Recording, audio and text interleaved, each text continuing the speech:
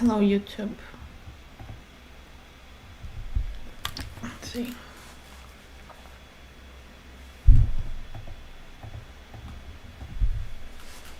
Okay, so I'll be reading from this book, The Battle of Adwa.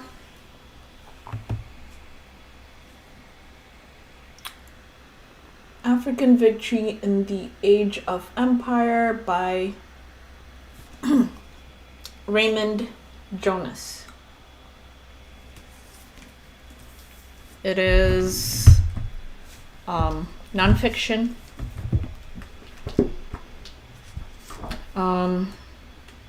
I was assigned to buy and read this book in my study abroad program in 2012.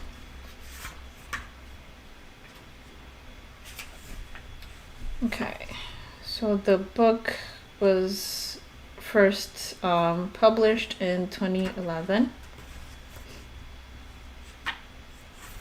Copyright 2011.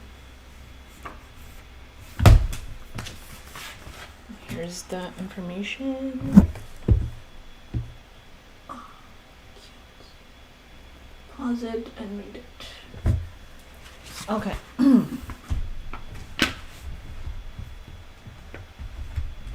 Okay, the light went out.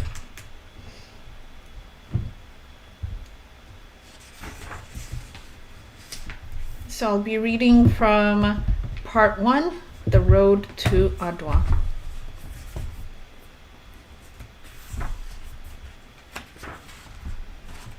The book has a total of 3 parts.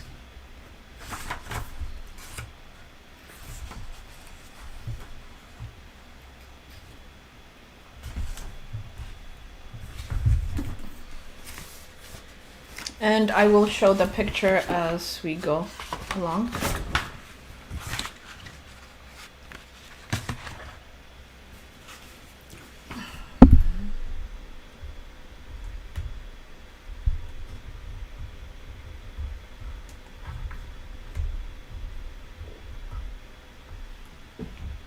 Bear with me.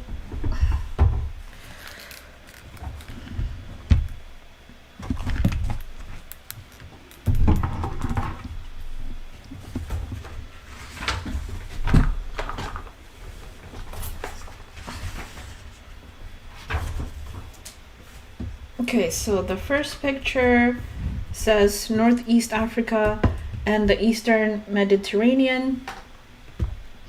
And you'll notice there's no like borders on this map because the borders were created by European colonizers. Okay.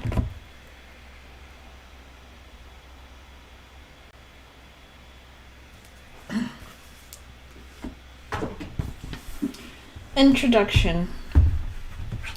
This is the story of a world turned upside down on the 1st of March 1896. Not far from the Ethiopian town of Adwa, an African army won a spectacular victory over a European army.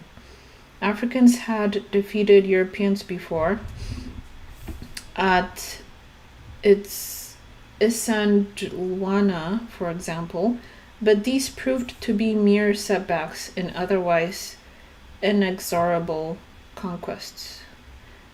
Ethiopian victory over Italy at the Battle of Adwa was decisive. It brought an Italian war of conquest to an end. In an age of relentless European expansion, Ethiopia alone had successfully defended its independence.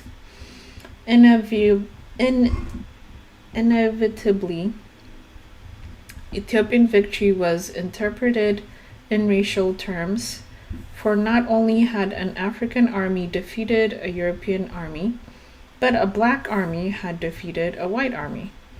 Adwa thus cast doubt upon an unshakable certainty of the age that sooner or later Africans would fall under the rule of Europeans. Adwa is not only the founding event in the history of modern Ethiopia, and not only a founding trauma in the young life of the modern Italian nation. Adwa is, I would argue, part of our global heritage. It was one of those events we call world historical, quote unquote, because we can readily imagine the world, our world, taking a different path had events gone differently. Adwa opened a breach that would lead, in the aftermath of World War 50 years later, to the rollback of European rule in Africa. It was an event that determined the color of Africa. The story of Adwa has its core a number of compelling personalities. Chief among them is Menelik, a provincial monarch who claimed a biblical ancestry originating with the liaison between King Solomon and the Queen of Sheba. Menelik parlayed these assets into a claim on the Ethiopian throne. Menelik had more than inspired ancestry in his favor. He had an acute strategic imagination, in a manner reminiscent of Otto von Bismarck of Prussia. Menelik used aggressive external belligerence to subdue his rivals, and so to lay claim to the title of the Emperor of Ethiopia. A key collaborator was Daitu Betul. In her youth, a prophecy told her that she would wear a crown. She had already gone through at least 2 husbands before marrying Menelik at the age of 30, making good on the prophecy. Her quick wit and shrewd political sense brought balance to Menelik's cautious and deliberate leadership style. She also brought geographic balance. When Menelik and Daitu met, he was merely king of Shoa, a province in southern Ethiopia. His marriage to Daitu gave him a smart, energetic political partner with a power base in the north, confirming Menelik as a leader with a claim to truly national credentials. Daitu, with a strong personality who didn't shrink from the harsh measures, whether against the encroaching Europeans or against rivals for Menelik's affection. Second at court only to the emperor himself, Daitu led a faction that opposed Menelik's tentative embrace of the Europeans, favoring a bold and aggressive military response. A blend of Daitu's ardent maximalism and Menelik's brilliant gamesmanship culminated in the triumph at Adwa. Ethiopian triumph owed almost as much to the soft power of propaganda as to blood and steely might. But by appealing to sympathies abroad, Ethiopia pioneered the defining strategy of modern anti-colonial struggles, the campaign for hearts and minds. The drive to abolish the slave trade decades earlier had shown that European public opinion could be engaged in the fate of Africa if offered a compelling story. Before a single shot was fired, Menelik and Daitu waged a savvy public opinion campaign in Europe. Since 1878, Menelik had relied on the Swiss engineer Alfred Ilg, his trusted advisor and factotum, for advice in dealing with Europe. In the 1890s, Menelik repeatedly deployed Ilg to Europe to help shape the emperor's image and that of Ethiopia. In a series of brilliant strokes, Ilg assimilated Ethiopia to European landscapes and conventions. Ilg touted mountainous Ethiopia as Africa's Switzerland, a representation boosted in a postcard campaign. The card featured a collage of pleasing sketches, Menelik and regal profile, Ethiopia's rugged high mountains, Tukul rendered with suspiciously Swiss orderliness. Ilg also secured the key markers of durable sovereignty so rare in Africa, postage stamps and coins embossed with Menelik's likeness. Ilg's collaborator, the freelance journalist Casimir Mondon Vidalhet, had been promoting Menelik and Ethiopia since 1892 via features in the European press. Mondon Vidalhet is a classic example of a European going abroad to refashion himself. Sources refer to a shady past he sought to escape in Ethiopia. Described as slippery by his enemies and adroit by his friends, Mondon effectively functioned as Menelik's chief publicist. His dispatches fed European readers with a comfortable blend of the alluringly exotic and the reassuringly familiar. His descriptions of the European court conjured a romanticized medieval Europe. Sometimes I ask myself if our own chivalrous Middle Ages haven't risen from the grave to seek, on this airy Ethiopian plateau, a final and safe refuge, he wrote. Besides appealing to European medieval nostalgia, Mondon's characterization quietly suggested that Ethiopia would, in the fullness of time, mature into a comfortingly familiar European present. Mondon also underlined Ethiopia's Christian heritage. His features celebrated Menelik's triumphs over his Muslim neighbors, thus assimilating Ethiopia's struggles to those of Christian Europe and the larger global community of Christendom. The cross had defeated the crescent, he wrote jubilantly, following a brutal campaign against the Muslim Walaita. When Italy moved against Ethiopia the following year, Mondon appealed to the European sympathies on behalf of Ethiopia. The Ethiopian emperor understands European public opinion, he wrote. He counts on feelings of justice shared by all Christian peoples. The official portrait of Menelik, circulated by what could be called his public relations team, featured a serene head of state, the antithesis of the cliched barbarian African, with a large crucifix worn high at the neck. European newspapers obligingly printed the portrait as they played up a sympathetic image of, quote, Africa's Christian monarch, unquote. Against all odds, these efforts helped to turn Menelik and Daitu into celebrities in Europe and America. By the turn of the century, Menelik had his own tableau in wax at the Musée Grévin in Paris, a sure marker of notoriety in popular culture. Vanity Fair profiled Menelik as the subject of one of its famous color lithographs, a distinction that put him in the company of such figures as Charles Darwin and Benjamin Disraeli.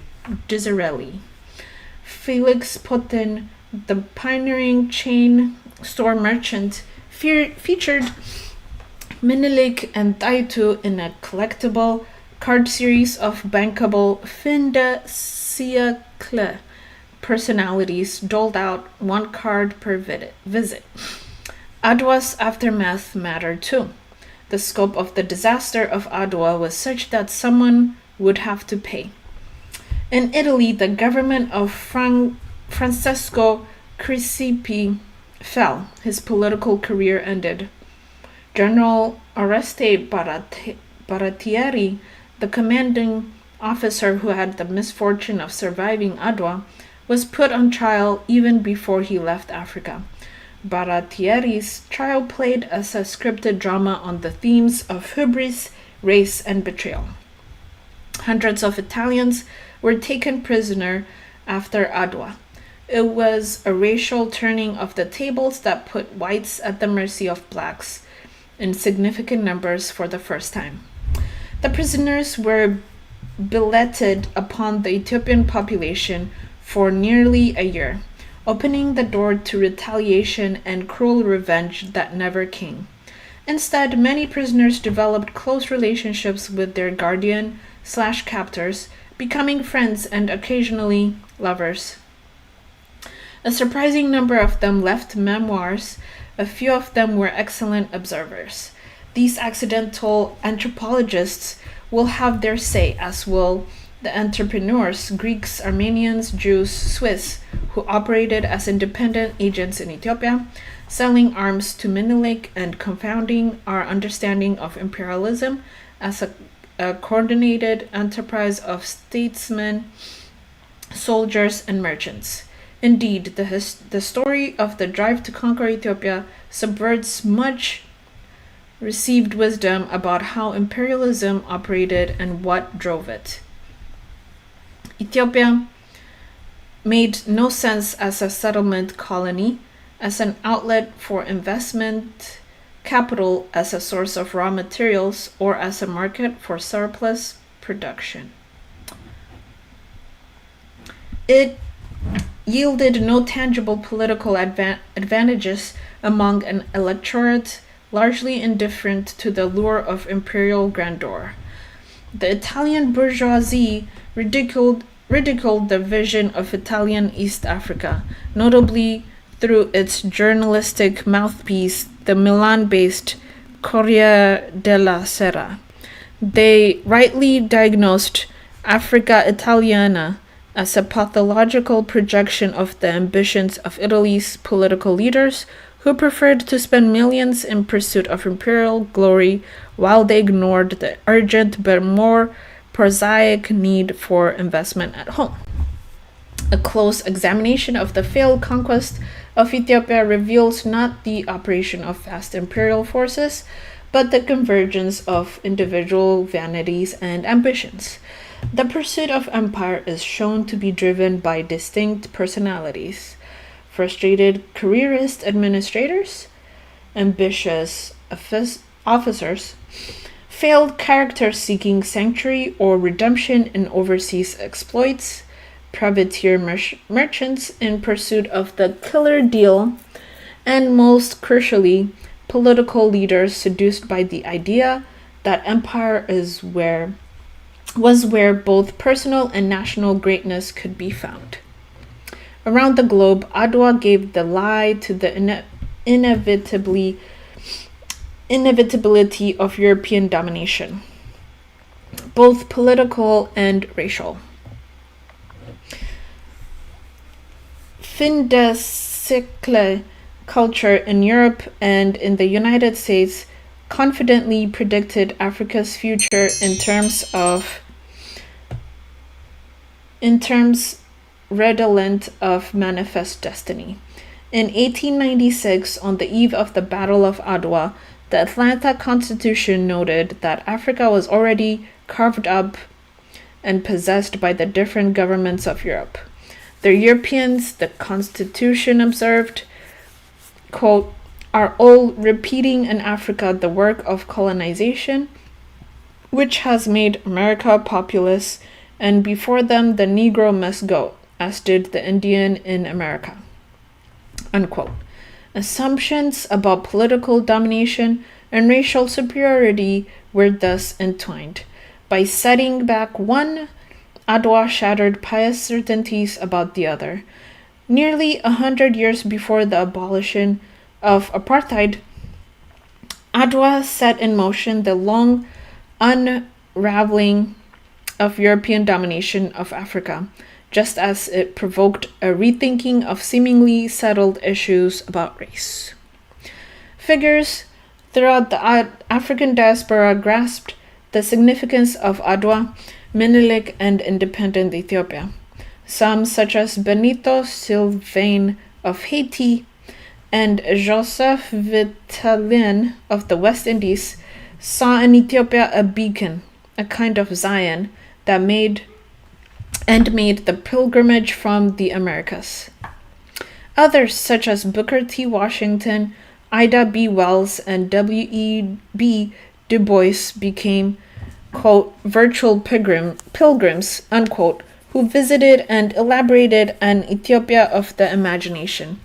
In so doing, they anticipated the real and virtual pilgrimages taken by the Rastafarians a generation or so later.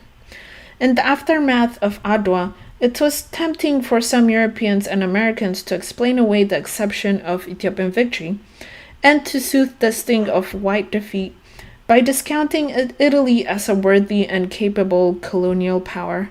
But empire was never an exclusive big power game. Portugal, Belgium, and the Dutch had carved out their pieces of empire. Why not Italy? History loves exceptions. This book seeks not to explain away the exception of Adwa, but to embrace it. Patterns abound in history, and it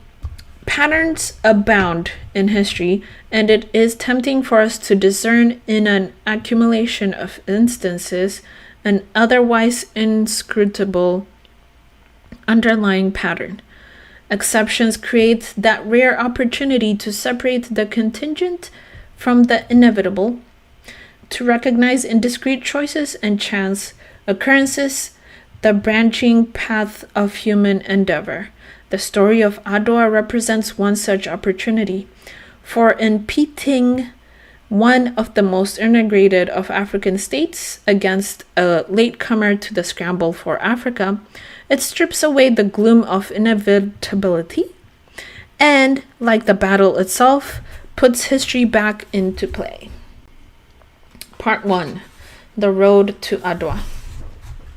Chapter 1. Courtly Ambitions.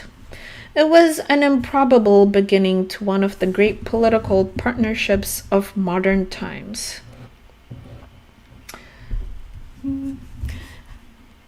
Inside the oversized hut of branch and straw construction, the young charismatic king of Shoa sat cross-legged on a carpet-draped dais. A black silk cape with white embroidered trim covered his shoulders. A bandana of fine white silk wrapped his head from brow to nape, where it tied. Menelik combed his beard with his fingers as he sat alone under a royal canopy. Lieutenants in lion's mane headdresses and red-trimmed tunics stood at either side, leaning on lances. The only illumination entered the room from doors on opposite sides. In the somber light, Menelik could make out the features of the engineers sent to him by Escher and Führer, a Swiss firm operating out of Aden. The man was young, tall, and broad-shouldered. He sported a long, full beard in the style of an Alfred Tennyson or a Frederick Engels. His name was Alfred Ilg. Although barely 65 at the time of the meeting in 1876, Menelik looked older than his years. His skin was deeply pitted, the traces of a bout with smallpox. It was a useful mask, a hardened look that belied the subtle, sensitive spirit within. Menelik was not a handsome man, but those who met him remarked on the warmth, kindness, and quiet power in his face. When the French geographer Alphonse Aubry met Menelik in the 1880s, he noted, as everyone did, the obvious scarring on Menelik's face.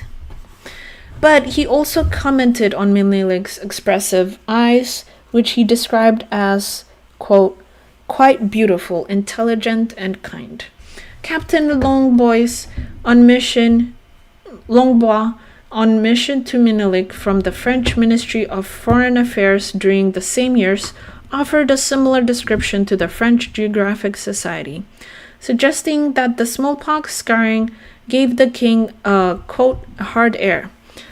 that was softened by his intelligent face and large black eyes full of tenderness and goodwill. The British journalist Augustus Wilde couldn't see past the wide-brimmed black felt that the young Menelik made his trademark. Wilde dismissed it as an affectation, a 2-shilling black wideawake. Whether Menelik was aware that in Ireland the wideawake was an emblem of anti-imperial resistance, we will never know. It may simply have been a sartorial preference. Years later, the British diplomat Sir Rennell Rodd met Menelik at court in Addis Ababa and recalled his face as being, quote, full of character and quiet power, unquote. His manner, quote, dignified and at the same time cordially unreserved, quote, unquote. As for Ilg, he might have passed for a gentle schoolteacher with his wire spectacles and fair alpine complexion. In his early teens, Ilg had left Frunfeld, his hometown in the foothills of northern Switzerland, for secondary schooling in Zurich. He was barely 25 when he departed for the Red Sea in May 1876. In the company of 2 craftsmen from Zurich, the journey from the Somali coast to his meeting with Menelik in Ankober must have given him pause. It certainly tried his patience. He was stuck on the coast at Zaila for weeks, waiting for a caravan into the Ethiopian highlands. The delay was a standard business practice in the coast, say to facilitate the emptying of the wallets of bored and impatient travelers. Once the journey was underway, it took a month and a half to make the climb through territories controlled by Afar tribesmen eager to extract tribute from travelers. Alfred Ilg was lured not only by the promise of work, but also by a sense of mission.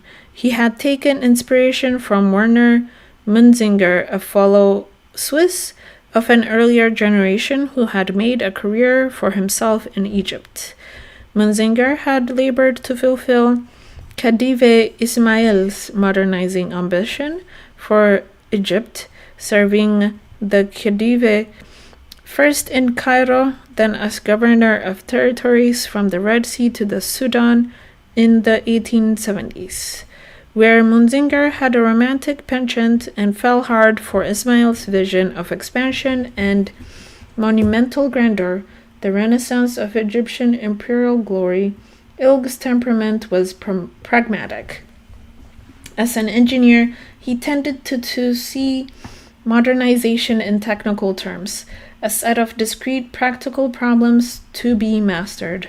So did Menelik, the young monarch who hired the solemn Ilg to lead the technical modernization of his realm. Patient, practical, and open to the world, Ilg rapidly adapted to life in Ethiopia.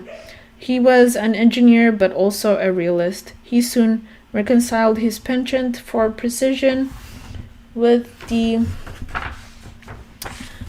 elastic standards of Ethiopia, where he noted, quote, "Time is a loose concept," unquote. Ilg shaved his Tanusk beard, took an Ethiopian wife, started a family, and mastered Amharic. Okay, let me show you the 2 pictures that were shown in these 2 pages first before moving on.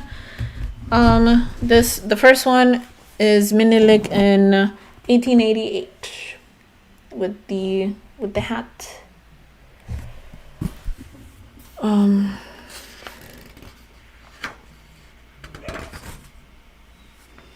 And this is the Swiss engineer, Alfred Ilg.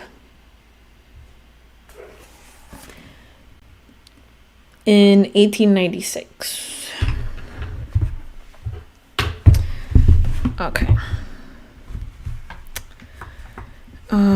By the time he turned 30 in 1884, He had completed a slew of projects for Menelik. He was fast becoming royal architect and minister of bridges and roads. Ilg showed a knack not only for public works but also for adapting Menelik's modernizing ambition to his resources. Soon Menelik and Taitu were giving Ilg shopping lists for his trips to Europe. He returned loaded down with the bric-a-brac of modern life and European technology, a printing press, wide-brimmed hats, a cartridge reloader, soap, a sturdy plow, fine footwear. Although Ilg's missions to Europe were largely matters of state, Empress Taitu didn't hesitate to write to modify her wishes, to remind Ilg of her preferences, or to inform him of her shoe size. But she was far from frivolous and was just as likely to follow up with a note about agricultural machinery. Either way, whether pursuing public interest or private passion, she signed her letters, quote, Empress Taitu, Light of Ethiopia, unquote. By the time of Menelik's accession to the Ethiopian throne in 1889, Ilg had assumed additional functions as Counselor of State.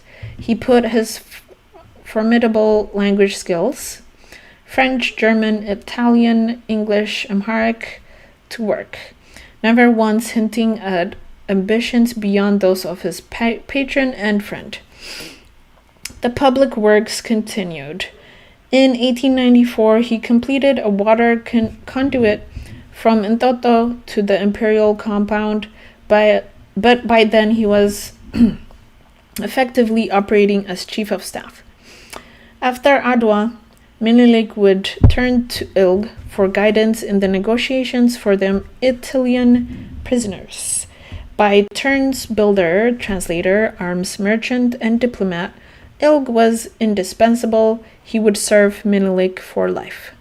The partnership established between Menelik and Ilg would be decisive for the future of Ethiopia.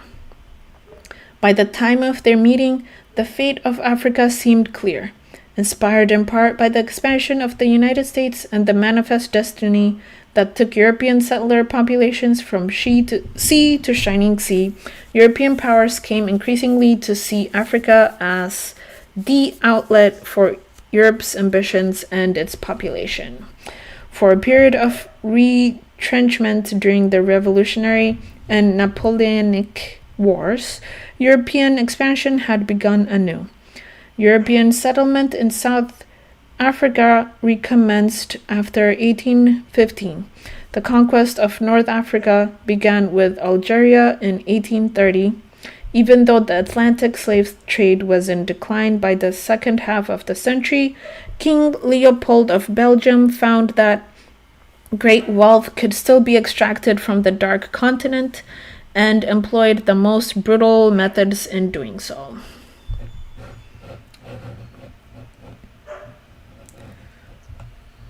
Okay, I want to make sure I'm streaming because I'm not seeing any comments. Okay. Along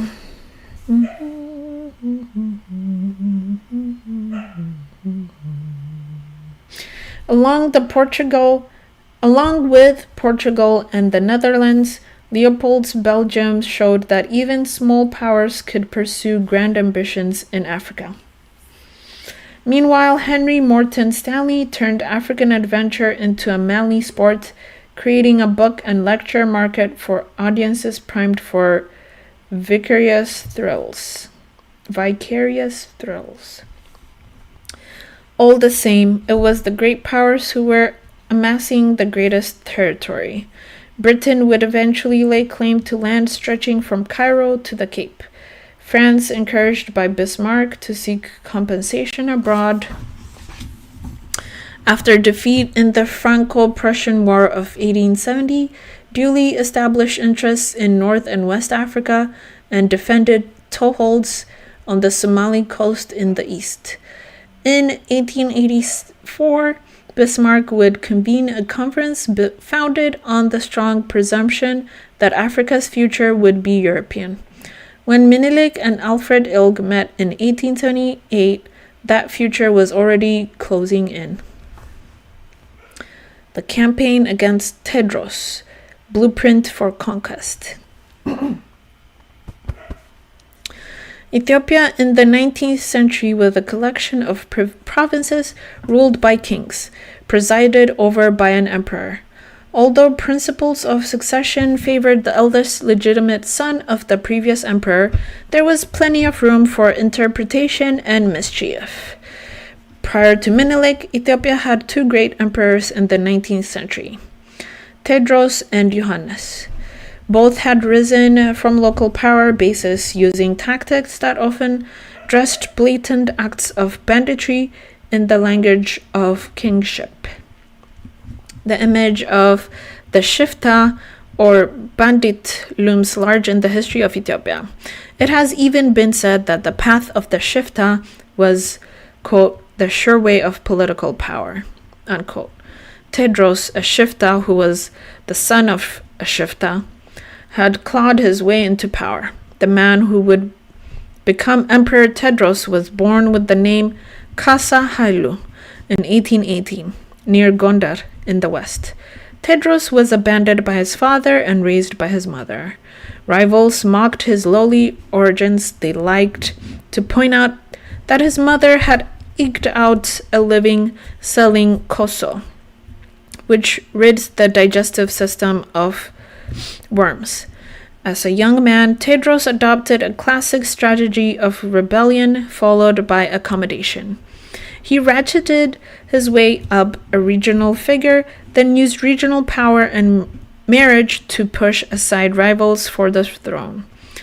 He became emperor in 1855. Tedros set himself the task of unifying Ethiopia and establishing Christian Ethiopia as a regional power. The 33-year-old British consul Walter Plowden encouraged him in this regard, writing earnest letters back to London about the man who would, quote, civilize and improve this distracted country, unquote. Tedros had decreed the abolition of the slave trade in Ethiopia, Plowden noted, just as he had outlawed the soldierly practice of taking trophies via castration from the bodies of fallen enemies. Such a sovereign, Plowden gushed, shall merit the support and friendship of Her Majesty's government, unquote. Plowden apparently also encouraged the idea that Ethiopia and Britain might form an alliance of Christian brothers against Muslim Egypt. Tedros was seduced by the vision of Ethiopia as a unified Christian power whose authority stretched from the Ethiopian highlands down to the Red Sea. In 1856, he led his forces against the southern province of Shawa, whose king submitted and subsequently died of illness. The king's son, the young Menelik, was taken by Tedros for safekeeping. He later escaped. The campaigns of Tedros against the Muslim Oromo were less successful, and his armies never seriously threatened the Muslim towns and villages along the Red Sea coast. The Shifta heritage of Tedros ultimately worked against him. Contrary to Plowden's high hopes for Tedros, his exercise of power rarely rose above the predatory. Tedros and his armies were relentless in their campaigning, scarcely distinguishable from organized banditry, as they fed themselves from crops and livestock in their path. When farmers appealed for a lighter touch, Tedros was blunt. Quote, soldiers eat, peasants provide, unquote. Tedros relished his roguish image and took delight in his nickname, quote, Abba Bezbez, or taker of booty day after day. Farmers learned to thwart Tedros by driving off livestock and hiding the fruits of their harvest, and they tipped off their neighbors by lighting signal fires, warning of his movements. As his efforts at centralizing authority foundered, Tedros became frustrated. Tedros also suffered slights from European powers. A letter sent in 1862 intended for Queen Victoria languished unanswered in the British Foreign Office. And he became irritated by the presence of European missionaries, understandably so, for they seemed quite redundant in Christian Ethiopia. What Tedros really wanted was, quote, a cannon founder, a gunsmith, an iron smelter, a heavy artilleryman, and a gunner, unquote. Tedros put the missionaries to work in the construction of roads and a massive siege gun christened Sebastopol. He also detained the British consul and, in this, overplayed his hand. Negotiations for the release of the consul and the missionaries led to deadlock. In 1867, Tedros simply ignored a British ultimatum for their release.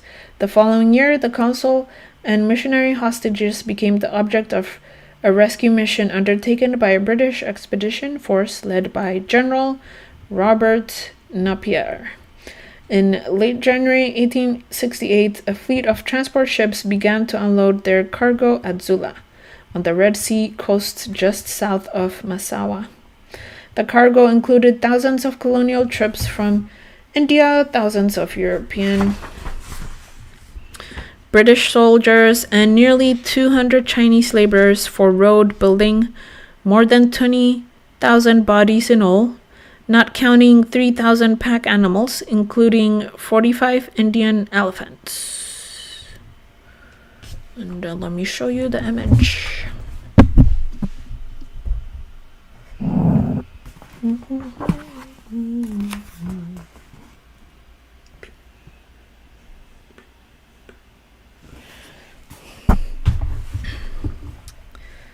Okay. The diverse composition of Napier's expeditionary force amounted to a demonstration of the global military might of the British Empire.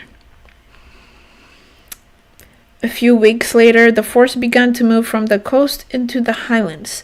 As the elephants lumbered along steep switchback trails, they carried disassembled Armstrong field guns strapped to their sides and backs. The elephants were piloted by colonial troops from India. Tedros might have adopted guerrilla tactics, harassing Napier's forces as their supply lines stretched. Instead, on April 10th, Good Friday, he put his infantrymen armed with rifles and spears in the open field against Napier's artillery and sharpshooters. The results were predictable and devastating. Hundreds of Ethiopian dead versus 20 wounded among Napier's men. Having failed at a show of force, Tedros tried negotiation. He released some of the hostages and made a gift of 1,000 cattle and 500 sheep in peace and friendship. Napier declined any peace offer that did not include the emperor himself. As Napier's expeditionary force closed in on the imperial redoubt at Magdala, Tedros's authority vanished. When British forces moved up the mountainside and raced to free the hostages, Tedros put the barrel of a pistol in his mouth and pulled the trigger. Britain had no interest in the conquest of Ethiopia. There was no ulterior motive, no secret plan to occupy Ethiopia. Britain's gripe was with Tedros, not the Ethiopian people. After the rescue of the hostages, Napier packed up his things and left. When the British departed, they left behind two things: weapons and a blueprint for conquest. Kasa of Tigray, a local collaborator, had offered safe passage to Napier's forces and secure supply lines in the pursuit of Tedros. The predations of Tedros had created a population that was ready for a champion, and Kasa found that the role of champion suited his imperial ambitions.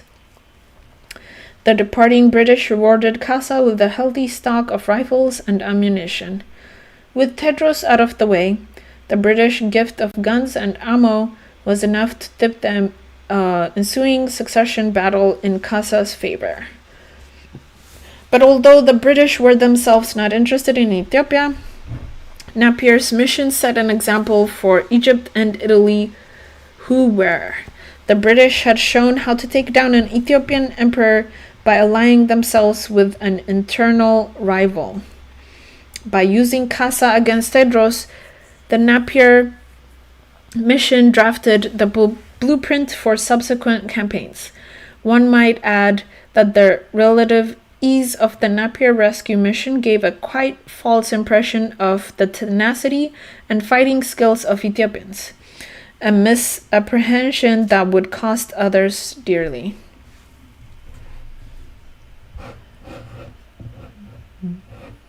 Okay.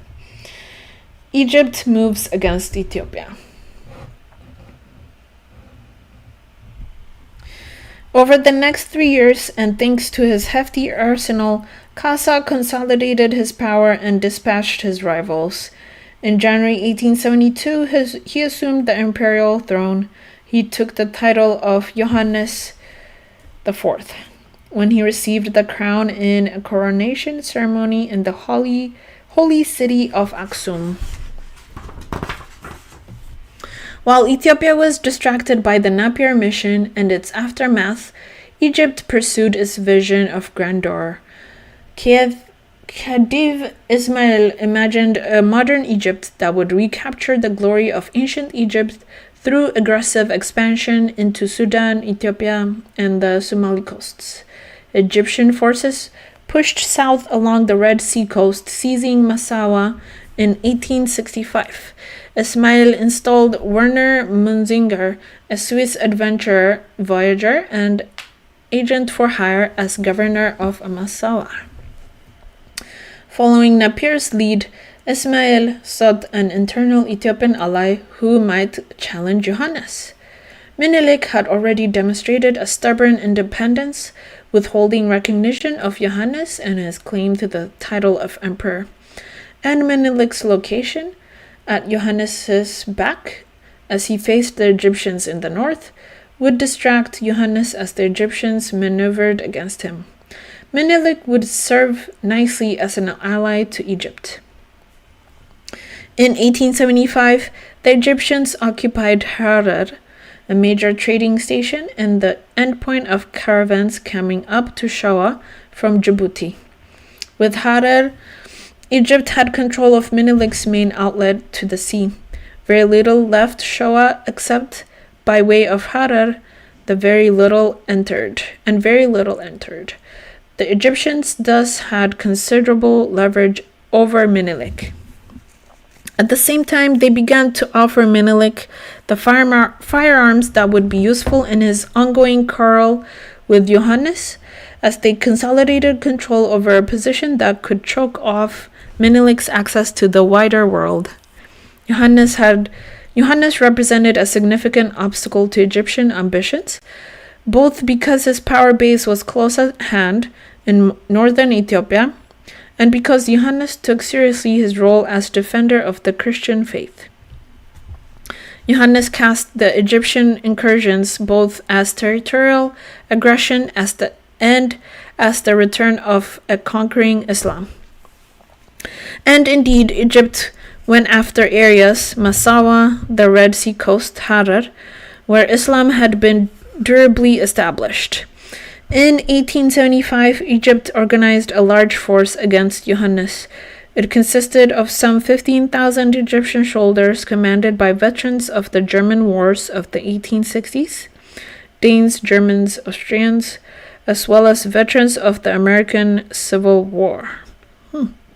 The objective of this force was to bring about the downfall of Johannes by threatening the area north of the Mareb River and west of the Red Sea. Roughly speaking, the territory that would become Eritrea. At the same time, Werner Munzinger, Egypt's governor of Massawa, accompanied a shipment of firearms to Menelik. However, Menzinger's group of 400 never reached Menelik. By November 7th, 1875, Menzinger and his party, including his Ethiopian wife and child, were annihilated by Afar, who preyed on trade to Shoa. The very same day, the Egyptian force invading from north was checked by Johannes at Gundet. A few months later, Johannes's advance guard, led by a bright and brave young commander named Alula, engaged the Egyptians at Gura. The Egyptians suffered a devastating defeat, a rout and a massacre, losing half their men in battle. Defeat at Gura shattered Ismail's dream of an African empire for Egypt. Indeed, it set in motion events that would lead to his downfall 3 years later. It solidified Ethiopia's claim on what would become Eritrea. Victory at Gura secured Alula's reputation as Ethiopia's fiercest defender. Johannes conferred upon Alula the lofty title of Ras, and installed Alula in the town of Asmara, in the highlands above Massawa, thus making the man and the town the hub of his defense against any future threats. Then Johannes turned against his perceived enemies. Egypt's Muslim strategy made him wary of Ethiopia's Islamic minority. In 1880, he issued a proclamation in which he invited Ethiopian Muslims either to convert to Christianity or leave. Then he moved against Menelik and forced him to pay homage. Johannes sealed the deal by marrying his son to Menelik's daughter in 1882. This patched up relations, though the animosity never really subsided.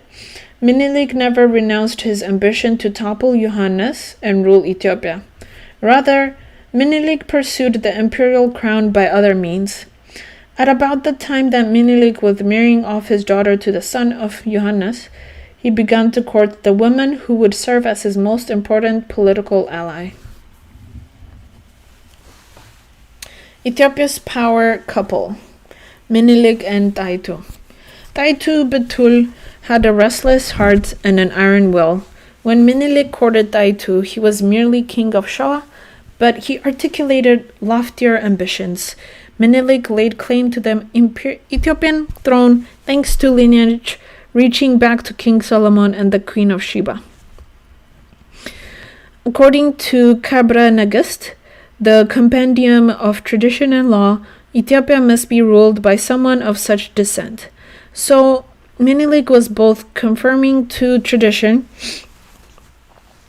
and staking a claim, as had Tedros and Johannes before him. As for Taitu, marriage to Menelik would fulfill a prophecy of royal destiny. An early photograph shows a woman with high, full cheeks, full lips, and a narrow jaw. She wore her hair in cornrow braids that followed the arc of her ears and were collected in a ponytail at the back. She was famous for her slender fingers and her light complexion, a gift of her Oromo Arab descent. She was also known for her wealth, including holdings in farmland and pasture. She was connected to an extensive network of wealth and power through relatives. Here is the picture.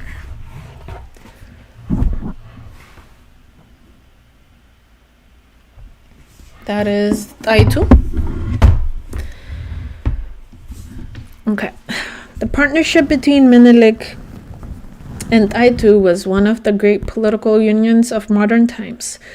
That Menelik and Taitu had a mutual affection no one would deny. Candid photos taken of their domestic life years later show a level of comfort with each other that would be difficult to fake.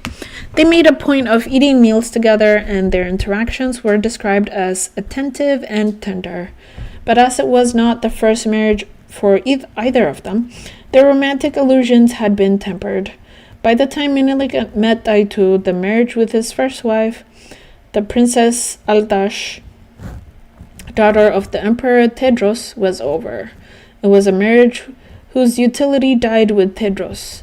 Menelik moved on to the courtesan Bafena, a woman whose extraordinary beauty clouded Menelik's judgment, blinding him to her intrigues against him, until Taitu entered the picture. When Menelik and Taitu sealed their union on Easter Sunday in 1883, it was a carefully considered act. It was also a union of destinies. In Menelik, Taitu saw a vehicle for her ambitions. In Taitu, Menelik saw wealth, political smarts, and connections in a part of the country he would have to win over if he was to rule Ethiopia. If Menelik and Taitu were running for office in an American presidential election, it would be said that Taitu brought geographical balance to the ticket. The north had been the home of Ethiopia's most recent emperors. Both Tedros and Yohannes had been from the north, so there was a strong presumption in favor of northerners when it came to imperial succession. Taitu was born in Semien, near Tigray, a large, rich northern province. The family had contacts throughout the north, including Tigray and Begamdar. Menelik was from the south, so Taitu brought him a kind of local legitimacy. In politics, Taitu's quick wit and acute political sense brought balance to Menelik's cautious and deliberate leadership. Although Taitu was of Oromo and thus Muslim heritage, the family had converted in the 18th century, confirming both the ideal of Christian Ethiopia and the savvy opportunism of her family. Since then, the family had accumulated significant property. Taitu gave Menelik a shrewd, wealthy, energetic political partner with a power base in the north, confirming Menelik as a leader with a claim to truly national credentials. Taitu made the most of her position of power. Although she could tolerate the company of Europeans made sure to invite them to royal events, her mistrust of Europeans was visceral. It was said that she could not abide their odor. At court, she anchored the anti-European faction. In policy discussions, she could always be counted on to define political choices in trenchant terms, farming the debate. Some credited her with choosing the site for Menelik's new capital, Addis Ababa. She took an active interest in the life of the capital, seeing it as an extension of her home and the most important theater for courtly performance and the display of political power. Under her watchful and benevolent eye, Addis became the venue for the dispensing of both justice and royal largesse. She kept a close watch on Menelik's companions. Menelik was far from faithful, and while Taitu would tolerate his infidelities, she would not put up with rivals.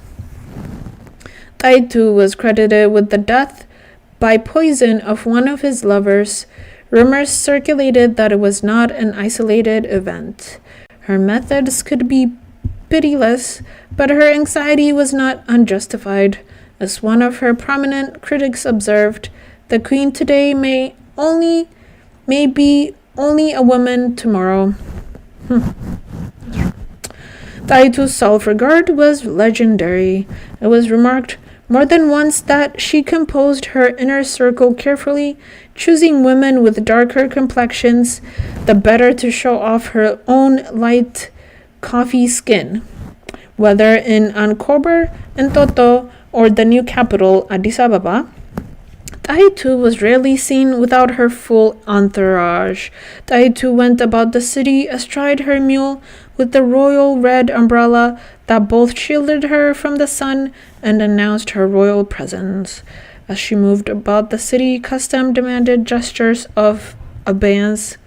These were sometimes offered perfunctorily or nullified by muttered insults, hyena, and worse. In time, her vanity became a political liability, as her public gestures of Christian devotion crossed the line from exemplary to ostentatious. Her motives became suspect, as if piety had become simply another vehicle of self-promotion. Such criticism was to be expected of a woman who exercised power confidently. In the end, even her critics accorded her respect, however reluctantly. Nicola de Amato didn't like Taitu, but he couldn't help admiring her, and he acknowledged that her unfavorable image owed something to her, quote, her political perspicacity, unquote, and her, quote, rare quick wit, unquote. But animosity toward Taitu wasn't simply a reflection of the grudging respect accorded a powerful woman. Taitu was anything but a pleaser. She seems genuinely not to have cared whether she was liked. In the end, her understanding of power owed something to Machiavelli. It was said that while the gentle Menelik was loved, Taitu was feared. Chapter 2. Listing toward Adwa. Il Giardino d'Italia was packed. Most of the soldiers had been in Naples only a few hours, having arrived over the course of the day from barracks across Italy. There was plenty of camaraderie, some genuine, some driven by drink and the need for companionship in the face of the unknown. Naples was Italy's largest city, and it thrived on trade and shipping. It was a grand public occasion in Naples when soldiers shipped out. After arriving at the train station, soldiers made their way to the barracks at Granilli, just south of the docks. Naples is a city that lives outdoors. By night, the glow of Benga lights beckoned. The men packed the bars and cafes of Naples, spreading conviviality and cash. They were intent on a grand goodbye. The Biccaierata di Congedo, the Biccaierata, a close relative of the pub crawl, was an unofficial military tradition. At the Giardino d'Italia, namesake of the nearby gardens of the Palazzo Reale, a final round of toasts marked the end of the evening. The next morning at Granilli, the men dressed for their departure. Pause. I need some water and to rest my throat. Feel free to watch back. I have read. I am continuing the reading from chapter 2. Page 23.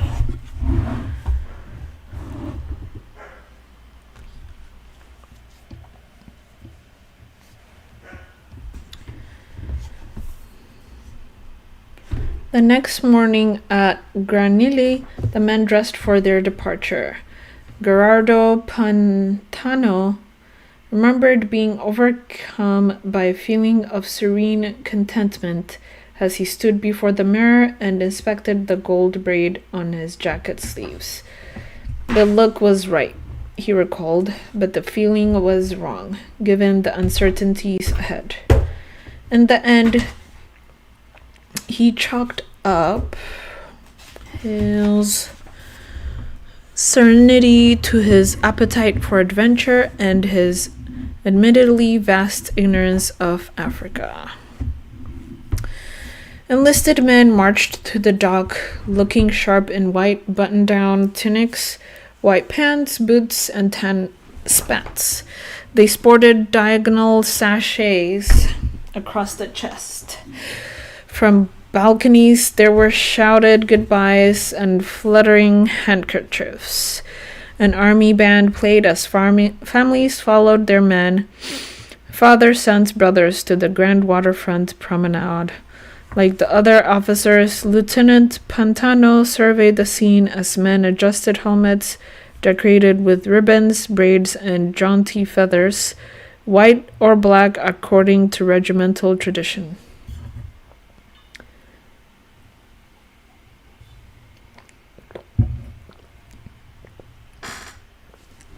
It was a fine fall day, and Pantano was in good company.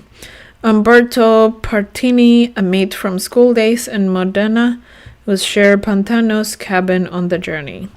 Neither had seen Africa, and they were full of questions when they joined the conversation of a group of veterans of earlier campaigns. These included Lieutenant Bora, who wore a medal for valor earned in the splendid victory against the dervishes at Agordat, and Lieutenant Caruso, a veteran artillery officer who was fluent in Arabic. Also with them was Luigi Mercatelli, a seasoned African correspondent with the pro-Africanist newspaper Tribuna. Mercatelli had the distinction of being one of the first embedded journalists of the modern media age. Pantano shipped out on the Po, a three-masted steamer in mid-September 1894. When Italy shipped soldiers to Africa, it often relied on common carriers for troop transport.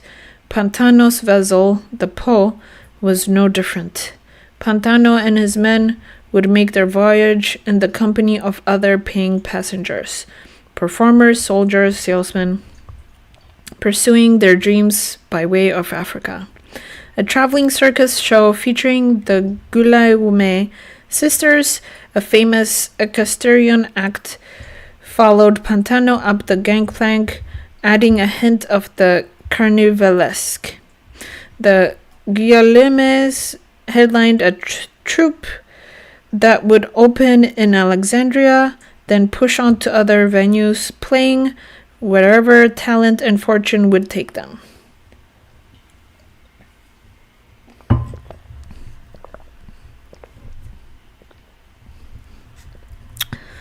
They presented the vanguard of European circus, cabaret, entertainment.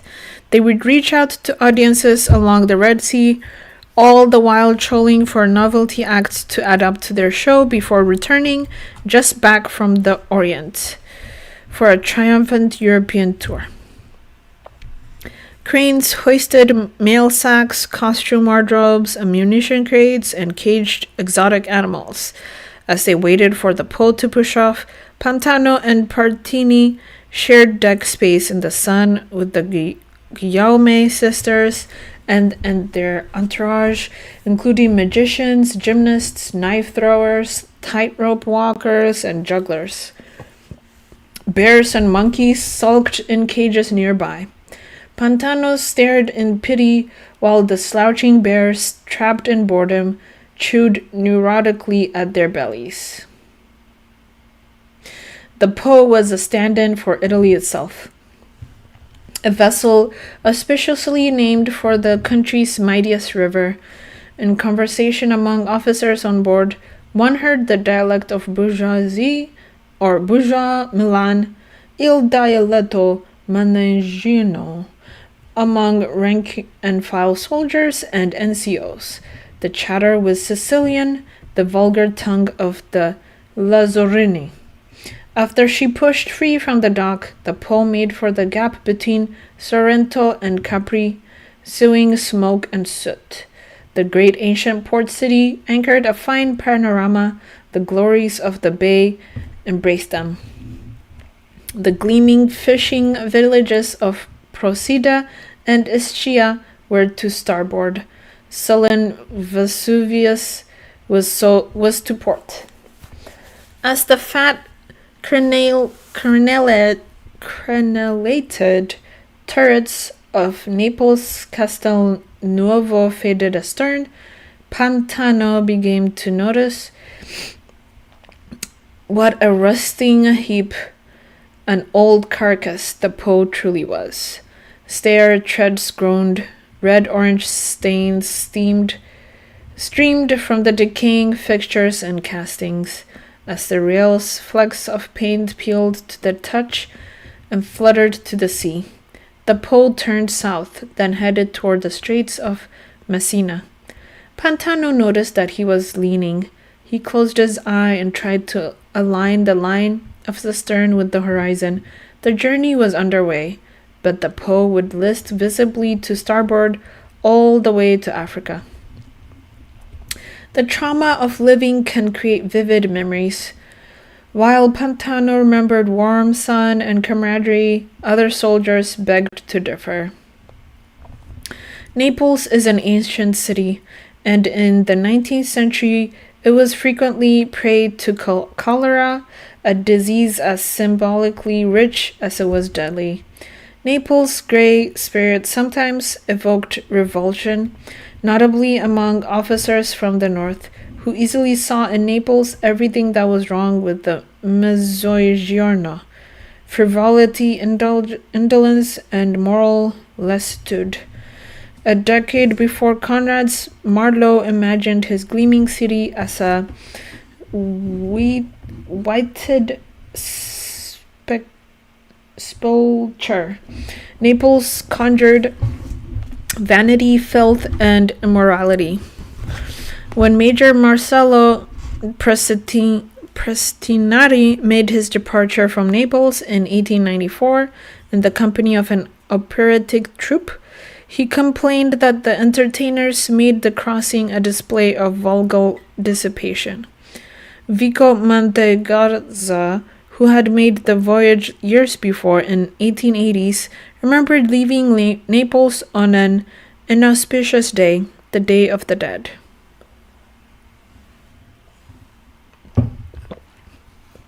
Others enjoyed departures closer to the cliched image of Italy. Goodbyes performed to the soundtrack of an accordion playing the tarantella. Here is the image of a ship. The Minghetti departs from Naples in February 1896.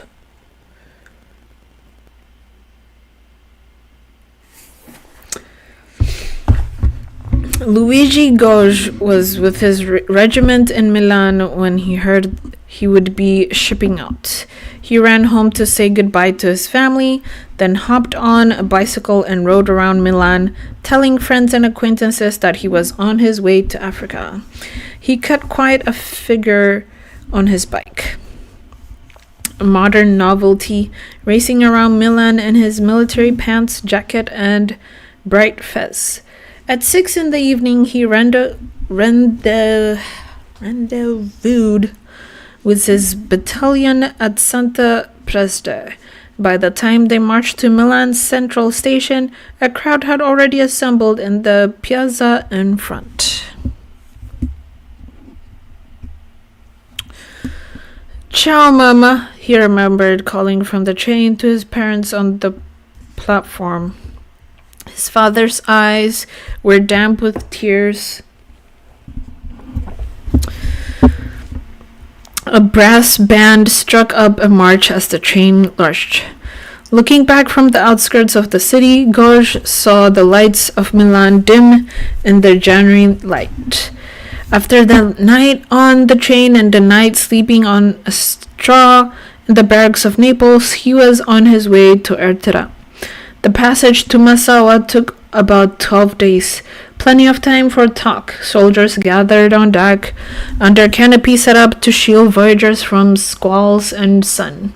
Pantano turned to his fellow soldiers for conversation, peppering the veterans with questions about Italy's Red Sea colony of Ertera.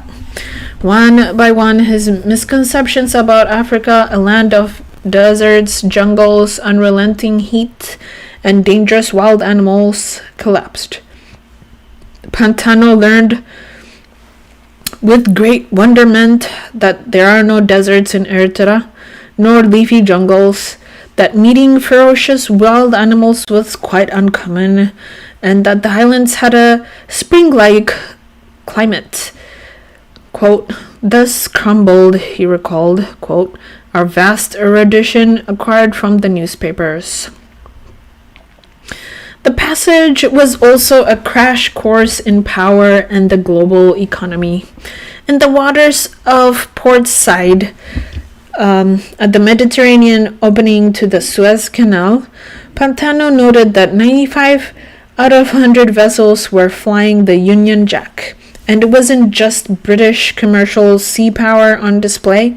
As vessels dropped anchor at Port Said, a transitory floating market took shape.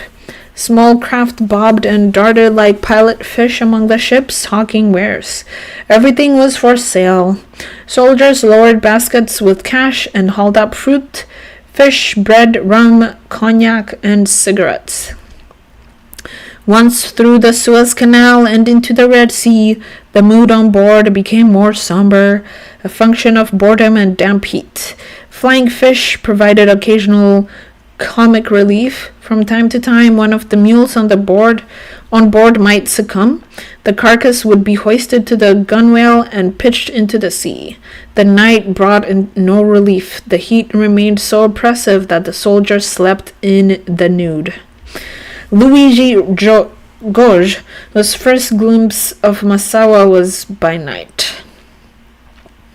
Along with many other soldiers, he found a place near the prow and watched the lights of the city come into view, defining the port. Reflected illumination lent Massawa a mysterious, dreamlike quality.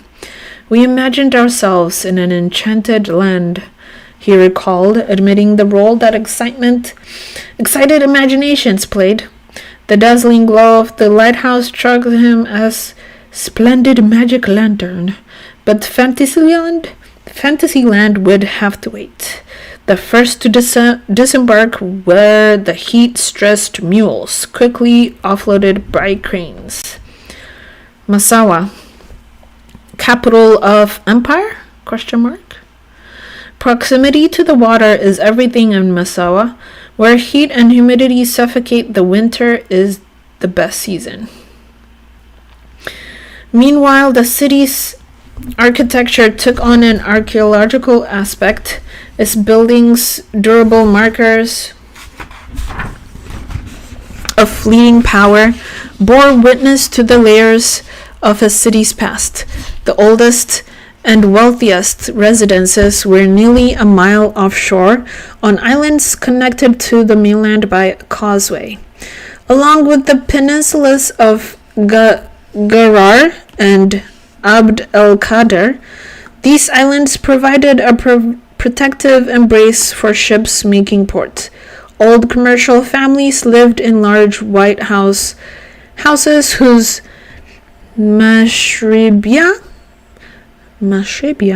and latticed windows shielded families from prying eyes, but allowed cooling breezes of the Red Sea to push through.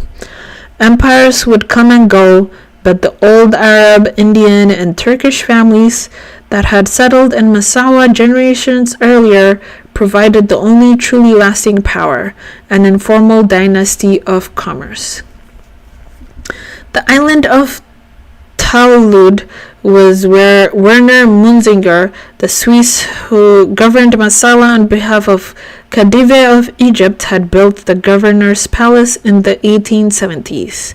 When the Egyptian bid for empire collapsed, the Italians moved in.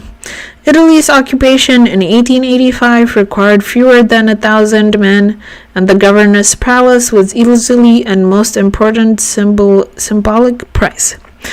This magnificent structure was known locally as the Seraglio Palace, a term that evoked Istanbul, the intimacies of the harem, and the intrigues of the Ottoman rule. As befit a political residence, it was the most imposing structure in town, all gleaming white in Oriental style. The Seraglio's 2 stories of arcaded Moorish arches faced the sea. On a monumental pair of staircases worthy of Florence or Fontainebleau ascended to the second floor, where a single arch half again as large as the arches of the arcade, signaled the ceremonial entrance. 2 red signal lights beamed from the roof, creating an effect that was both solemn and fantastic. Next door was the Officers' Club, the social hub of the Italian colonial enterprise. It was a single-story structure, also in white, with ornamental flourishes. The location of the Officers' Club facilitated official receptions at the governor's palace next door. Men gathered at the club in their officers' whites, boasting and teasing over cold drinks thanks to block ice delivered aboard ships from Scandinavia. From the club, they ascended a set of stairs to the large, deep veranda that faced the sea from the second story of the seraglio. There, on grand occasions, the broad terrazza could accommodate dozens as moonlight scattered on the Red Sea and a waltz played. Rosalia Pianavia, a colonel's wife, remembered the glittering evenings when as many as 150 guests would gather to mix, dance, and gaze out to sea. Although the red-beaconed seraglio seemed to beckon from the water, enlisted men and NCOs would rarely see it up close. The lowly ranks were housed in barracks on the peninsulas of Garar and Abd el-Qadir, where soldiers might rest a few days before pushing on to the cooler high plains. As enlisted men were shuttled to shore in launches, they came face to face with the astonishing diversity of the port cities of the Middle East.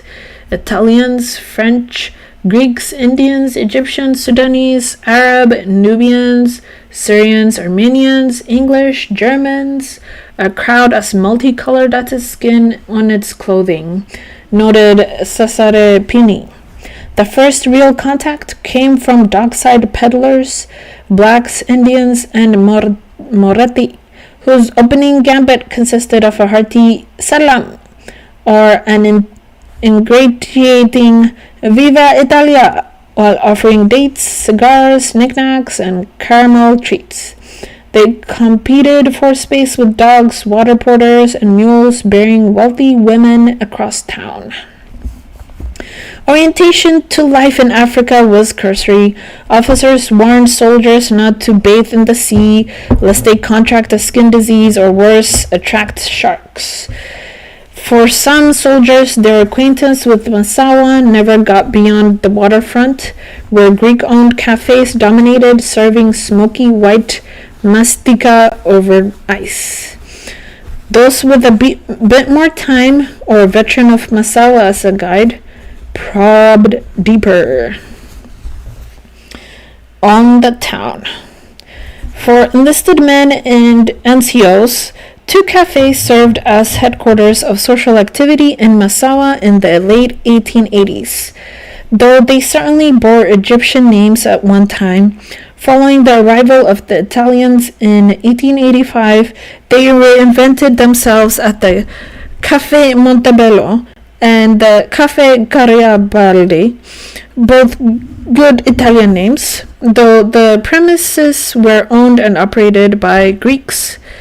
Even after the consolidation of Italian rule, the Greek cafe owners retained a prudent, polynational, even cosmopolitan outlook. They studiously avoided decor or behavior that would offend any national sensibilities. They took care to embellish their cafe walls with portraits of all the European heads of state, as in other port cities such as Suez or Port Said.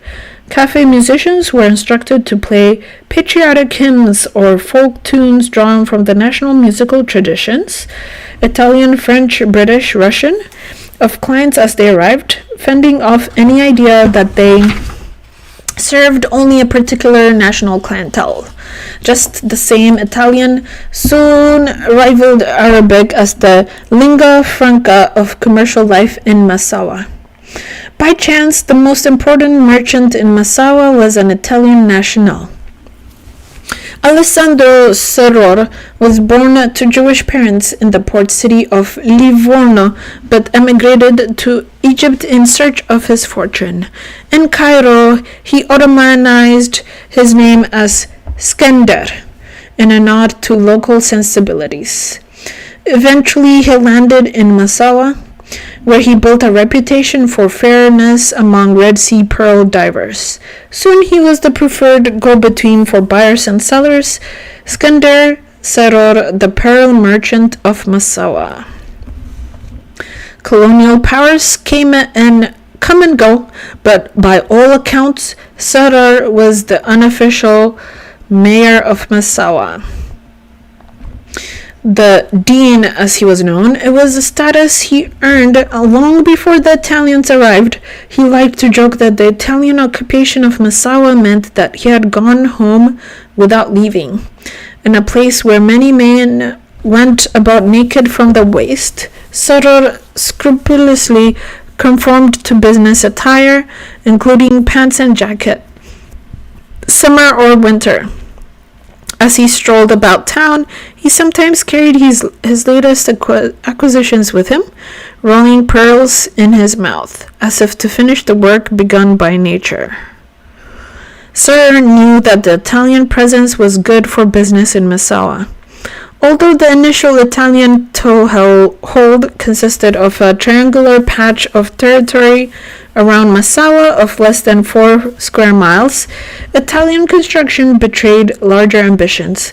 In short order, the Italians had rebuilt the harbor, constructing new quays to serve vessels of deep draft up to 35 feet.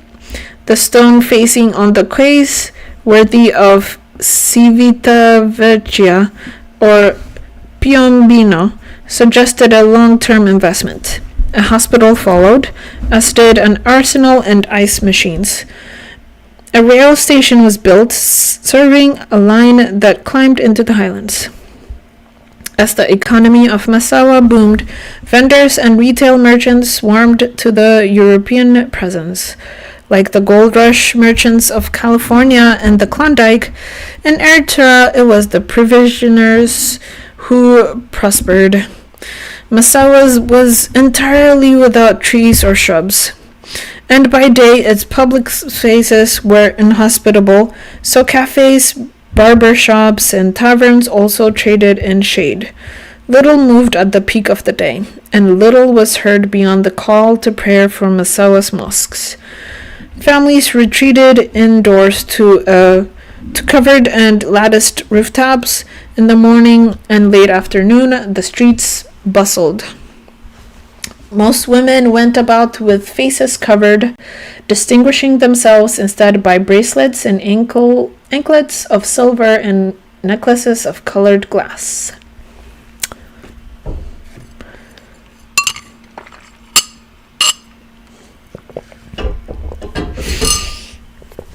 Soldiers who ventured forth from their simple wood plank barracks to the main settlement entered a warren of narrow streets among 2- and 3-story coral stone buildings. Sergeant Darley had been in Massawa for 2 months working in the commissariat. There was enough to make him an old hand and an esteemed guide to the pleasures of Massawa. "Nobody knows it better," he boasted. "First stop, food, a bite to eat, and then a tour." The restaurant looked more like a barracks than an establishment catering to European clientele. Alla Trattoria Napoletana barely recalled its namesake.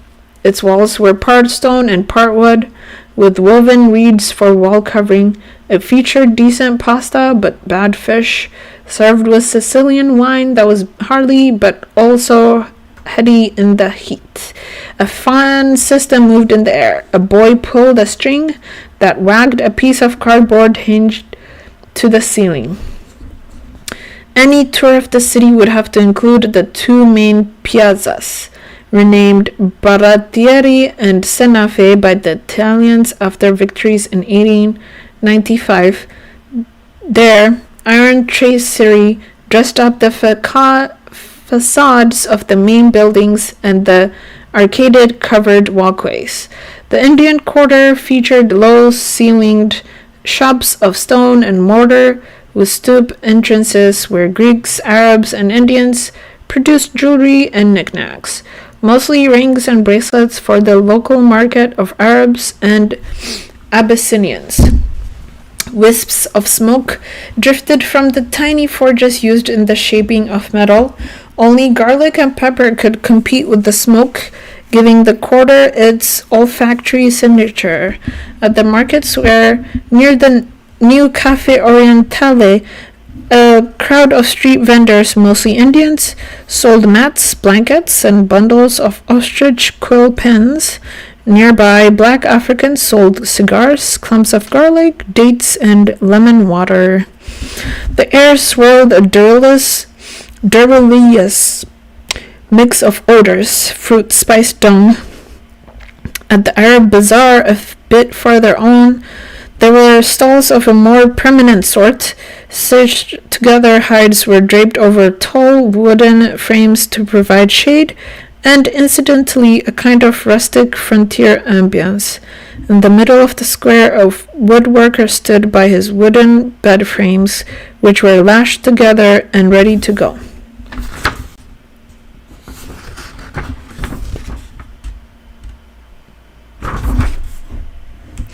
Locals in loose garments chatted, uniformed soldiers strolled, mostly deaf to pitches from carpet merchants and spice vendors.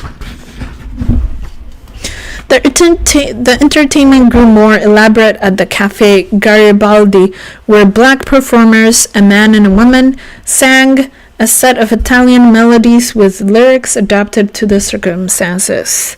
L'Italia resta in Africa, went one dialect-inflected tune. Italy will remain in Africa. The optimistic lyrics matched the upbeat melody, but it was the female vocalist's uncanny mastery of Neapolitan vernacular that seduced the crowd. Her stage name, Italy, showed that she understood her audience and the arts of self-promotion. Night after night, she delivered a mix of easy feelings, slipping from patriotism to nostalgia. Pretty, graceful, spirited, she was the African version of the Napolitana, the swarthy, indomitable maid of Naples. If the idealized future could dance and sing, it would be her.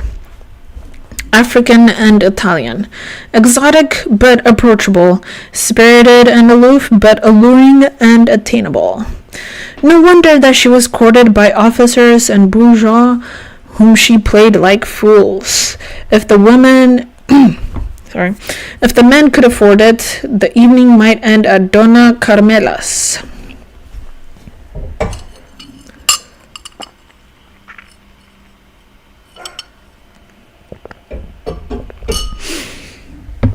There, a system of credit for known customers created a cordial air of abundant possibility and privileged ease, where money never seemed to intrude. Musical performances and gaming rooms offered ostensible entertainment, a pretext in a private setting designed to stimulate the senses. Wispy, draped fabrics, abetted by sea breezes and pushed against the lingering heat of the day, suggested spirits easily roused from languor, while a rainbow of ready companions, white, Turkish, black, Egyptian, Ethiopian, offered distraction and easy conversation. Rank-and-file soldiers might seek more casual entertainment strolling the quays. The sound of male chatter drew women from the shadows. "Salam, salam," they greeted. "Salam avoy," answered the men. The women bared their breasts. A few of the men approached appraisingly, made their selection, then disappeared into the darkness. Others begged off, claiming, out of modesty, preference, or mock refinement, to be repelled by the odor of camel fat. When soldiers, tired of the cafe and bar, they might be ready for community theater, drawing on dramatic talent among the soldiers. They commandeered the officers' club as performance venue and drafted the military band as a pit orchestra. Lieutenant Biganami was an accomplished gymnast and reliable opening act. He tumbled and performed pratfalls dressed in a clown suit. A group of officers calling themselves the Philodramatists put on the main event. Melodramats, sketch comedies, and cabaret acts featured stock characters: the dandy, the professor, the nun, the fool, the sweet maiden, the scalawag, the hero, the bishop. Drag performances of female roles heightened the stakes for the players and tested their range. Pearl of the Sea, or the Gates of Hell. Massawa lacked a chamber of commerce which surely would have expressed a preference. In time, Massawa lived up to both. Chapter 3. Italy and Africa.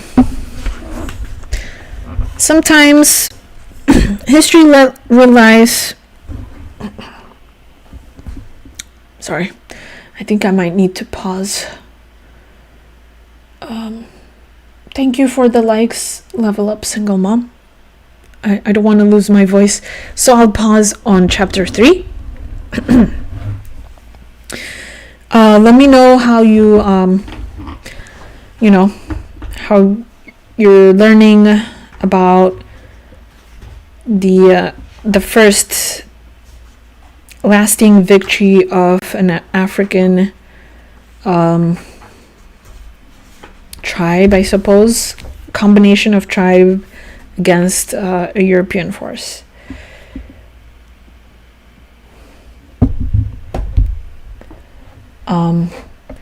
Meet me again in I don't know when. I guess whenever I gain back my voice, I will keep reading from chapter 3 of this book titled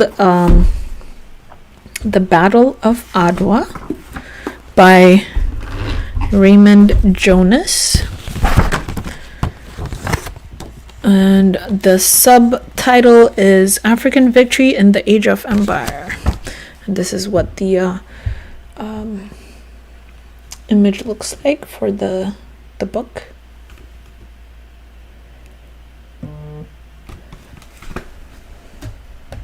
Okay. Yeah. Let me know in the comment section